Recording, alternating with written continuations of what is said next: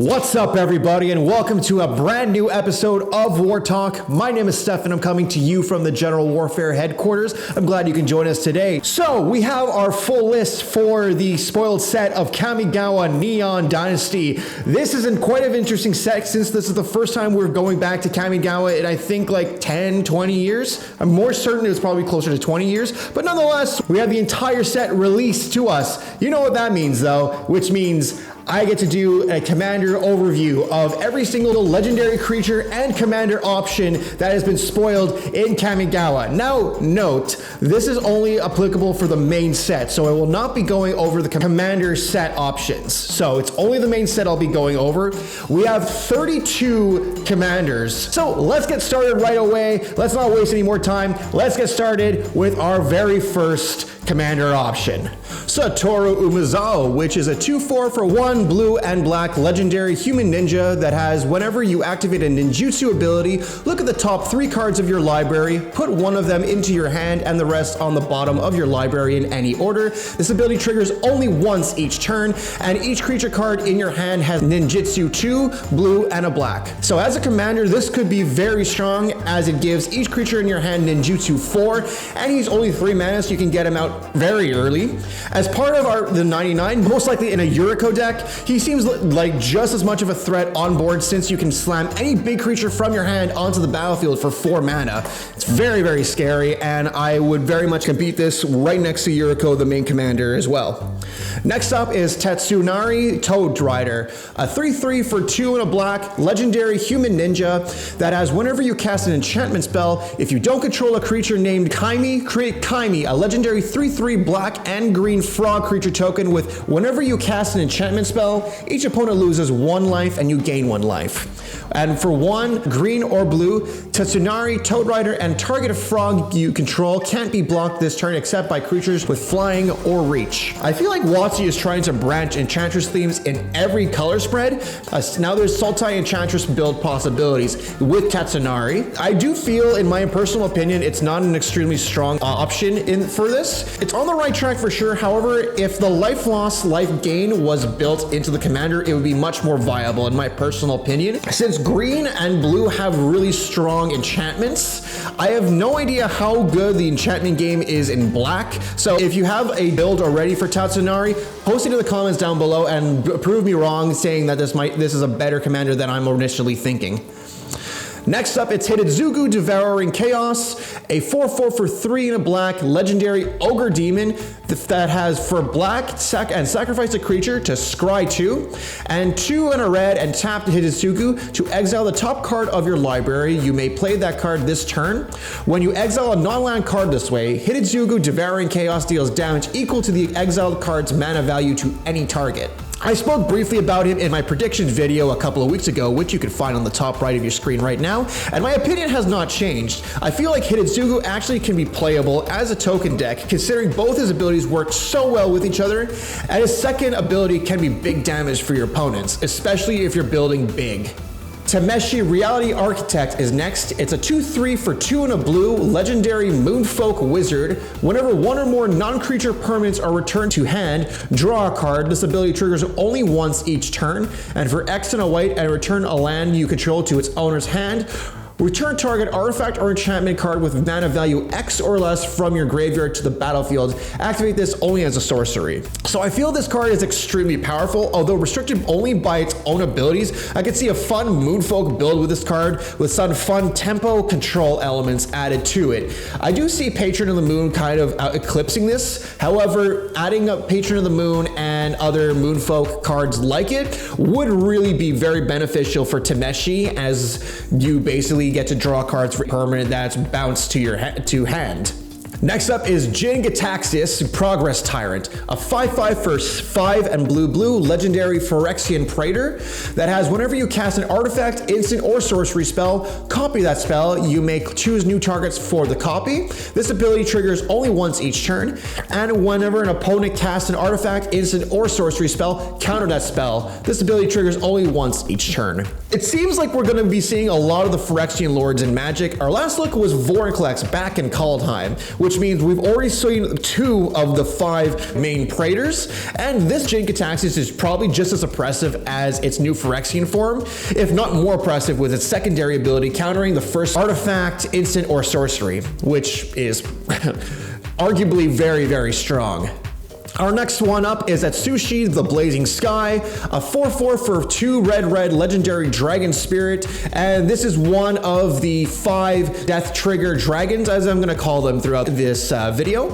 So it has flying and trample, and whenever Atsushi the Blazing Sky dies, choose one. You either exile the top 2 cards of your library until the end of your next turn you may play those cards, or you create 3 treasure tokens. So each of the dragons in this set have very cool death trigger abilities. Atsushi, I believe, has the best one since you either get extra cards or extra mana off the dragon's death. Pairing this with any reanimator combo would be very cool to get extra or even infinite treasures on top of it. The next card we're looking at is Kadama of the West Tree, a 3/3 for 2 and a green legendary spirit with reach. Modified creatures you control have trample. So modified creatures is a new term for whenever a creature is either equipped, has an aura attached to it, or has counters attached to it. So any one of those are modifications to the creature. And whenever a modified creature you control deals combat damage to a player, search your library for a basic land and put it onto the battlefield tapped, then shuffle. We now have all 4 directional Kadamas, the last we've seen being the highly popular Kadama of the East Tree. I believe this Kadama, although very cool and potentially a game ender, for me personally doesn't really hit the mark. I feel like they could have added another static ability on Kadama, like giving it self-trample, or even giving a small anthem to modified creatures along with the trample. Even like +2/+2 would actually go a long way for your modified creatures getting in for that extra damage, and especially giving trample on top of it could possibly be a game ender. The reality chip is next. It's a 0/4 for 1 and a blue. It's a legendary artifact equipment jellyfish. You may look at the top card of your library at any time. As long as the reality chip is attached to a creature, you may play lands and cast spells from the top of your library and reconfigure 2 in a blue. So what reconfigure is you can attach it to a target creature you control or unattach it from a creature, and you can only reconfigure it as a sorcery. And when it's attached, while it's attached, I should say, this isn't a creature. I dig this card. It's gimmicky enough for me to like it, since not only can you reconfigure a creature with it, you get an extra space to cast spells and play lands. It's a strong contender for next week's set release brewing video. Also, if you like one of these commanders and you want to see a brew on a specific commander option from Neon Dynasty, please leave a comment down below on which one of these commanders is your favorite. Don't forget that. Io the Dawn Sky is next. This is a 5/4 for 3 white legendary dragon spirit with flying and vigilance, and it is the second of the 5 death trigger dragons that we're taking a look at. So whenever AO dies, you choose one. You either get to look at the top 7 cards of your library, put any number of non-land permanent cards with total mana value 4 or less from among them onto the battlefield, and put the rest on the bottom of your library in a random order. Or you get to put 2 +1/+1 counters on each permanent you control that's a creature or a vehicle. I definitely see this dragon as more of a utility card in the 99, personally speaking.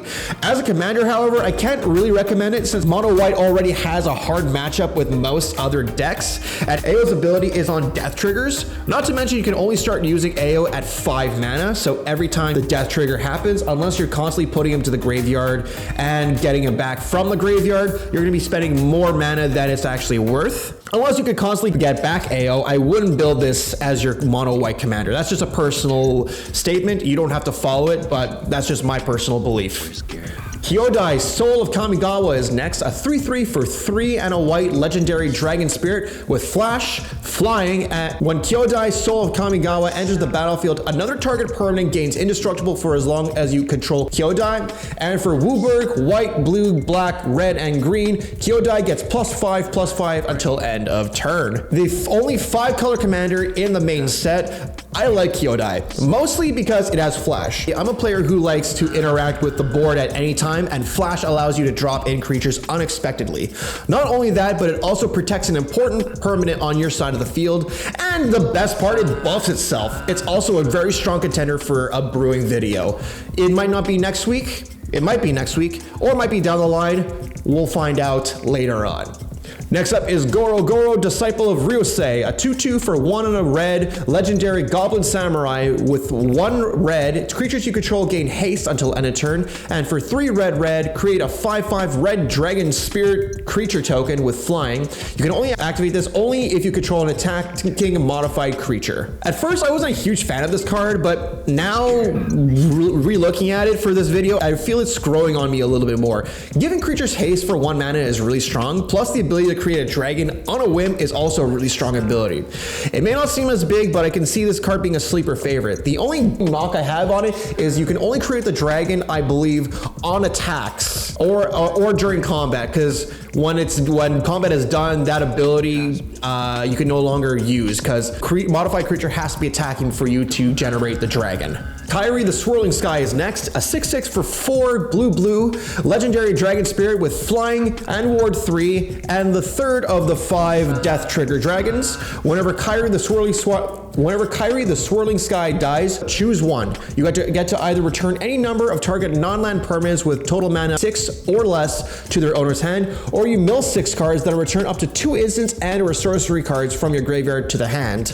I much prefer Kyrie over AO, as Kyrie protects itself with its ward 3. That and the abilities on Kyrie are much better.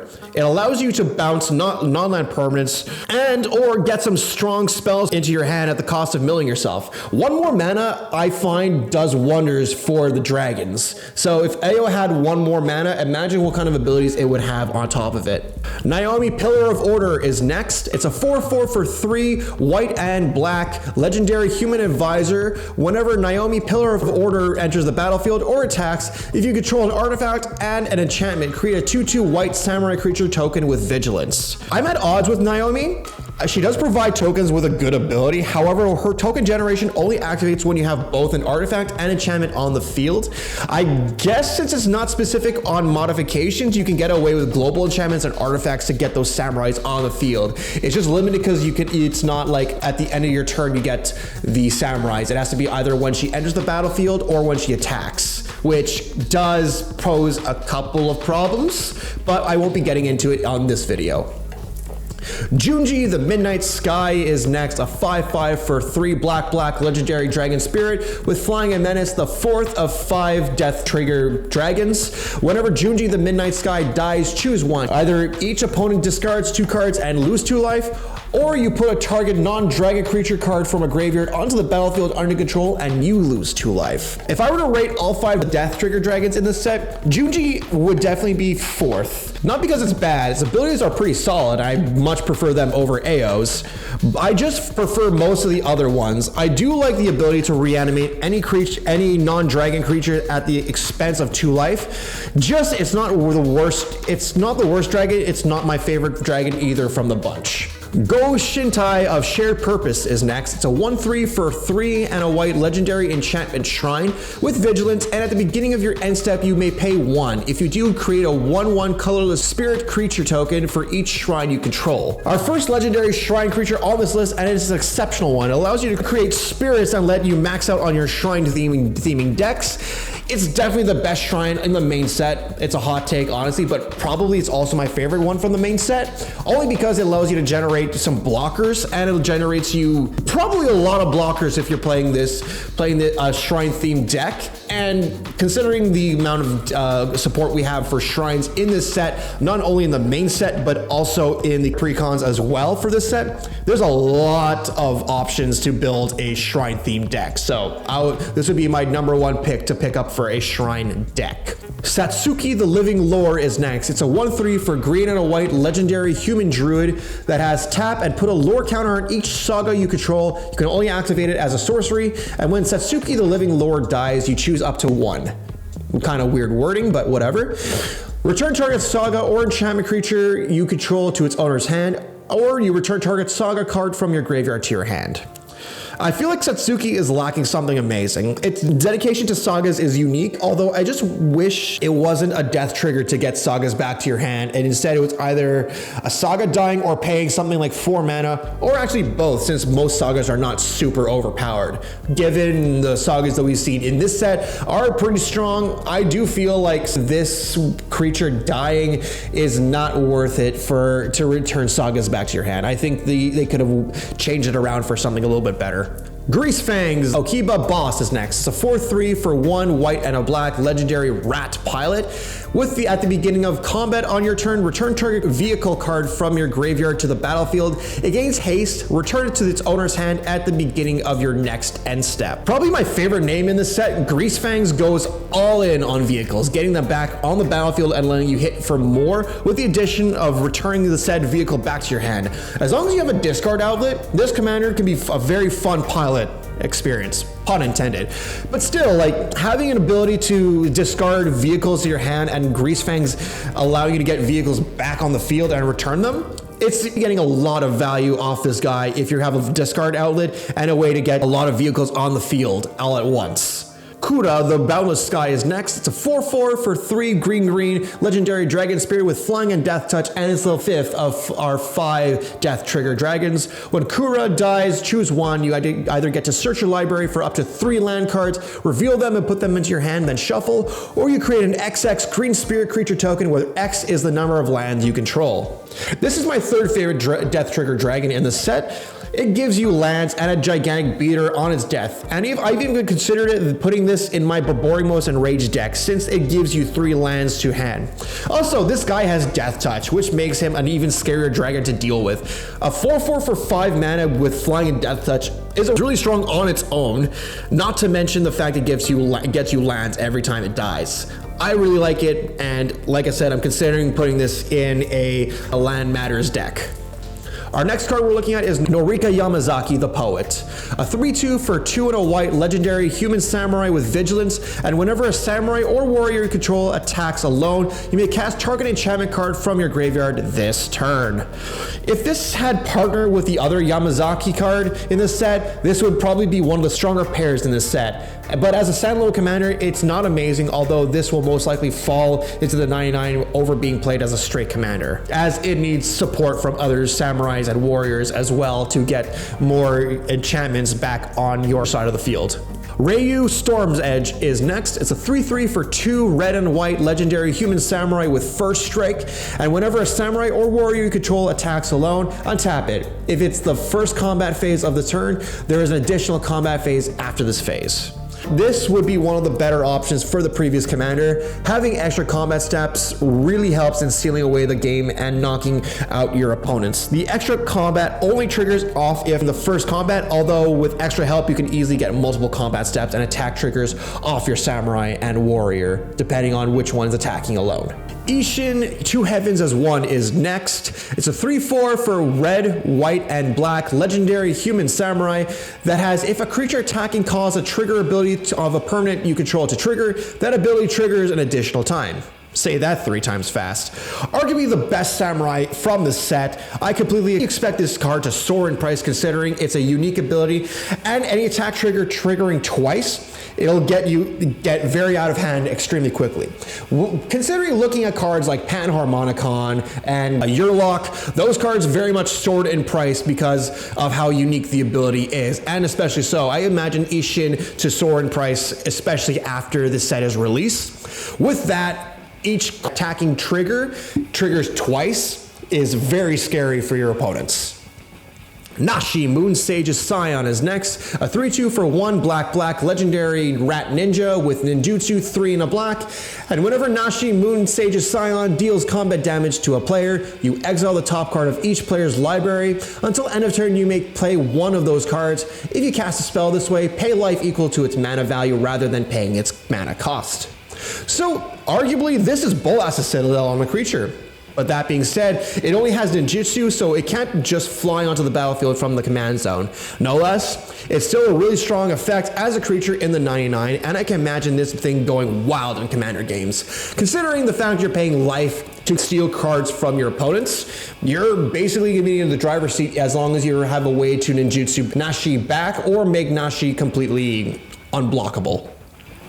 Rizona, Azari Commander is next, a 3/3 for 1 red and white legendary human samurai with haste, and whenever Rizona Azari Commander deals combat damage to a player, if it doesn't have an indestructible counter on it, put an indestructible counter on it.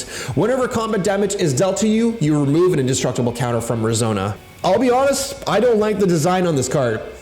It's just too odd for me to really get behind. You lose the indestructible counters every time you take combat damage. I don't have a full-on explanation as to why, but it just doesn't look like a great commander option to me. That's really all I have to say about this card. Kotos, the Silent Spider is next. It's a 4/4 for 3 blue and black legendary human ninja. When Kotos, the Silent Spider, enters the battlefield, exile target card other than a basic land card from an opponent's graveyard. You search that player's graveyard, hand, and library for any number of cards with the same name as that card and exile them.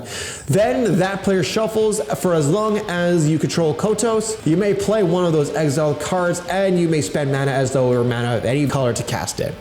So this is definitely made for non-commander game types. Standard with this card would be really bonkers. Just in a commander sense, it doesn't really make sense to add it. Unless you're playing against a Dragon's Descent or it's like a Relentless Rats deck, any kind of deck that allows you to play more than one of in the deck, it really doesn't make sense to play this card as a commander. Now we're going to get into Light Paws, Emperor's Voice, a 2/2 for 1 and a white legendary Fox Advisor with whenever an aura enters the battlefield under your control, if you cast it, you may search your library for an aura card with mana value less than or equal to that aura with a different name than each aura you control. Put that card onto the battlefield attached to Light Paws, Emperor's Voice, and then you shuffle. My favorite commander coming out of the set, sure it's mono white, but Light Paws' ability makes it so worth it. Since this thins your deck and allows you to tutor all the necessary auras to put on Light Paws. You can even go stacks with this and just fill up your deck with auras and put on Light Paws. I could definitely see this being like a pseudo stacks build with more focus on auras and just pumping up Light Paws as big as you can with it. I really like this card. I very much might consider building this in real life as well. So the next card we're looking at is Go Shintai of Hidden Cruelty. It is a 2/2 for 3 and a black legendary enchantment shrine with Death Touch, and at the beginning of your end step, you may pay 1. When you do, destroy target creature with power X or less, where X is the number of shrines you control. Definitely a great add as a 99 shrine. However, as a commander, the support for this would be extremely limited, and I would advise against building this.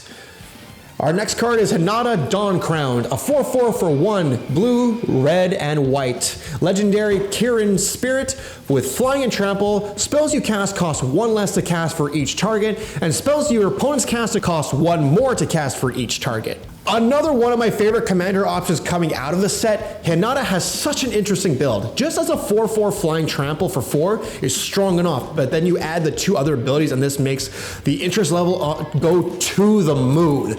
This card, I definitely would love to see either Commander replay or any Commander YouTuber play this deck. I want to see how this deck feels because I have strong considerations of building this card in real life. Our next card is Shigeki Jukai Visionary. It's a 1/3 for 1 and green legendary enchantment Snake Druid, and it has 1 and green and tap it. Return Shigeki Jukai Visionary to its owner's hand. Reveal the top 4 cards of your library. You may put a land card from among them onto the battlefield. Tapped, you put the rest into your graveyard. And it also has Channel XX green. You discard Shigeki, return X target non-legendary cards from your graveyard to your hand. It's definitely a 99 card. I just don't really see this being a strong commander option, personally speaking. Our next 3 cards we're going to go straight into is Go Shintai of Ancient Ways, of Boundless Vigor, and of Lost Wisdom. Of Ancient Ways is a 2/2 for 2 and a red legendary enchantment shrine with First Strike. At the beginning of your end step, you may pay 1. When you do, it deals X damage to target player or planeswalker, where X is the number of shrines you control. Boundless Vigor is a 1/1 for 1 and a green legendary shrine. With trample at the beginning of your end step, you can pay 1. If you do, you put +1/+1 counters on target shrine for each shrine you control. And of Lost Wisdom is a 0/4 for 1 and a blue with legendary shrine with flying, and you could pay 1 at your end step. And target player mills X cards, where X is the number of shrines you control. I group them all in the same 3 because I can make the application for all 3 of them interchangeably. These 3 shrines are very unique. However, as I mentioned with the hidden Cruelty shrine, it's not going to be easy to build either of these as the main focus, considering they're just monocolors. I would strongly find another commander to build with these cards and mine as shrine decks.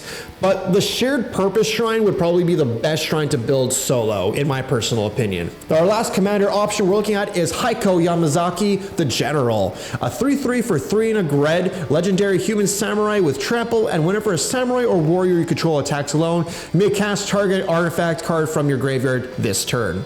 So I could copy and paste what I mentioned about Norika on here. That being said, I do feel like mono red art with artifact recursion is significantly much better than mono white with enchantment recursion.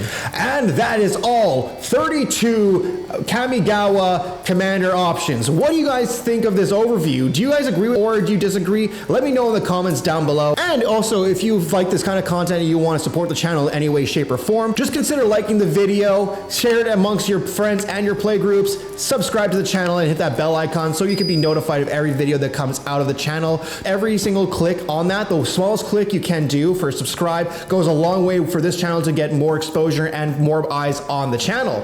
That, and you can follow me on my socials. I have my Instagram, my TikTok, my Facebook, and my Twitter accounts, which I'm mostly active on Instagram and Facebook with. So reach out to me there if you have any ideas for future videos that you want me to brew, or even if it's just a brew idea, if it's a gameplay idea, let me know through there. And last but not least, I post weekly videos on Fridays. Last week was a bit of an exception since I was feeling a little under the weather, but this week I'm back at it with a new video. And next week, for the official release of Kamigawa Neon Dynasty, I will be doing a brewing for 50 bucks on one of the new spoiled commander options. So stick around for that. Tune in next week for that video, and I'll see you guys then. So until then, stay safe, take care of yourselves, and cheers, everybody.